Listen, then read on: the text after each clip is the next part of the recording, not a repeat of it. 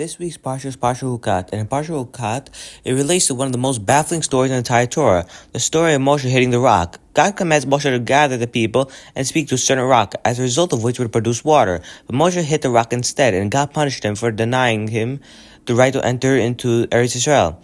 Numerous questions arise when reading this narrative. For one thing, how does one speak to a rock? What was Moshe supposed to say to the rock? Furthermore, when God criticizes Moshe for his mistake, he says that Aaron failed to sanctify me in the presence of Bnei Israel. This implies that by hitting the rock rather than speaking to it, Moshe failed to create a Kiddush Hashem, a sanctification of God's name. Why is producing water by hitting a rock any less of a Kiddush Hashem than speaking to a rock? The Torah tells us that after Moshe hit the rock, enough water flowed forth for the entire nation and all their animals. Is this not a miraculous event and a clear demonstration of God's power?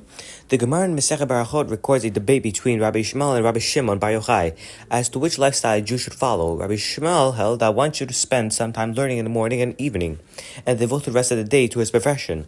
Rabbi Shimon, however, argues that a person who spends most of his time working will never achieve mastery of Torah. In this view, one should spend all of his time learning Torah, and God will provide him with his livelihood. A Gemara states that many people followed Rabbi Shmuel's view and were successful, and many others who followed Rabbi Shimon's view were not successful. Rabbi Chaim Shlovic of Brisk inferred from the Gemara's conclusion that the proper lifestyle depends on an individual. As the Gemara indicates, most people cannot follow Rabbi Shimon's approach and devote their entire day to Torah study. The implication, however, is that for the minority of people, for those endowed with special talent, concentration, and ambition, this is indeed a laudable approach. If we look around our communities, we see that this is precisely what happens. The vast majority of Jews spend their day working, devoting some time each day for Torah study, as Rabbi Shmuel advocates, while a small minority study full-time in yeshivot, following Rabbi Shmuel's approach. During the 40 years of Bnei Israel's journey in the wilderness, however, the entire generation devoted themselves to full-time to Torah study. God's spirituality tended to all their needs. They received manna from the heavens, and their clothing and shoes grew with them and remained intact throughout the period. The entire nation spent the whole day studying Torah with Moshe, without having to worry about earning a livelihood.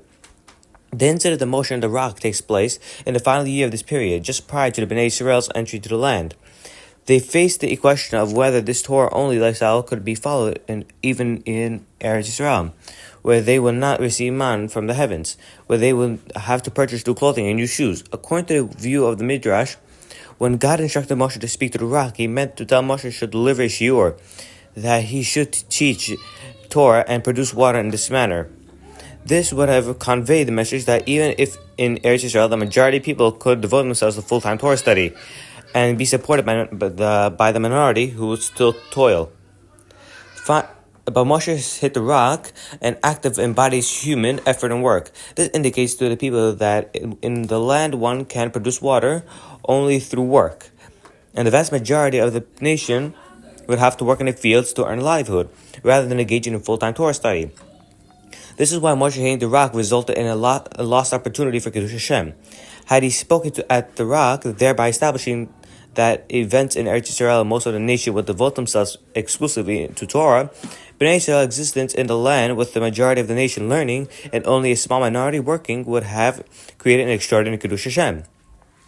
Moshe's infraction resulted in a fundamental change in the nation's existence in the land, whereby the majority of the people work and only a small minority of the secular individuals devote themselves to full-time Torah study.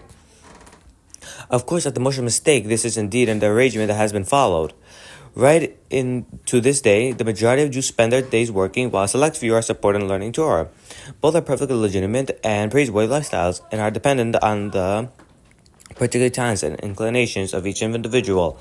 It must be emphasized, however, that no view allows for only working without allocating any time for Torah study. Workaholism runs in direct certainty allows one to pursue a successful and fulfilling career.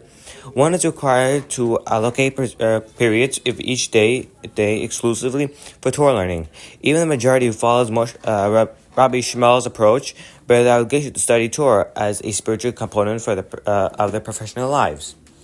And this is it for Parsha Hukat. Have a good day, everyone.